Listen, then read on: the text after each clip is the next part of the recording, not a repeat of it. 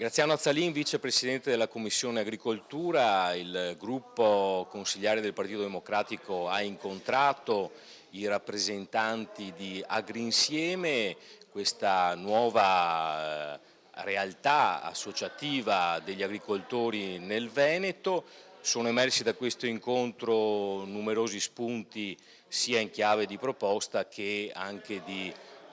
volontà di affrontare alcuni nodi problematici che riguardano il mondo dell'agricoltura nella nostra regione. Sì, ritengo positivo questo incontro che abbiamo fatto questa mattina con Agrinsieme. Agrinsieme va sottolineato una nuova realtà associativa che mette insieme esperienze diversissime dal punto di vista storico, delle loro tradizioni, di cultura e quant'altro, ma che però guardano e in qualche modo hanno un interesse convergente riguardo il mondo primario, e mettere insieme Confagricoltura, CIA, Confcooperative, Lega Coop non è sicuramente un fatto da sottovalutare, anzi va messo in rilievo, perché proprio anche dal mondo agricolo viene un insegnamento, un'indicazione che può essere utile, più che utile, anche al mondo politico. Detto questo, perché non è un fatto infrequente una cosa di questa natura, va sottolineato come sia stata posta la necessità che l'agricoltura diventi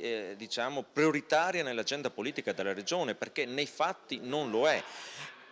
Questo evidenzia come manchi un'idea progettuale nella nostra regione riguardo a un settore che deve sempre più vedere interrelate le varie politiche, i vari provvedimenti, affinché ci sia un intervento concreto di rilancio e di attenzione verso il mondo agricolo. Come Partito Democratico due cose: l'attenzione non è un fatto che diciamo a parole, ma è tangibilmente manifestata con atti concreti, e ne cito solo uno: la presentazione che è venuta oggi di norme per la salvaguardia di suolo agricolo evidenzia e dimostra come tangibilmente c'è un interesse precipuo per il nostro territorio e per il mondo agricolo in generale.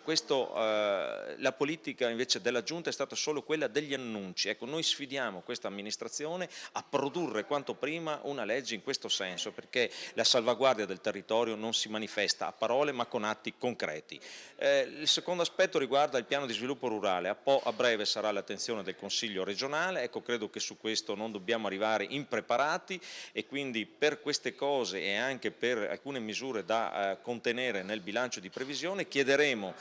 un incontro subito con l'assessorato, perché l'agricoltura non sia la Cenerentola delle politiche di bilancio e che assuma un ruolo significativo, e che il momento di discussione e di approvazione del piano di sviluppo rurale sia un momento importante di discussione, di dibattito e di confronto del mondo politico veneto, per dare quelle indicazioni progettuali di strategia che mancano nella nostra regione e che possono far giocare un ruolo ancora più importante e significativo alla nostra agricoltura.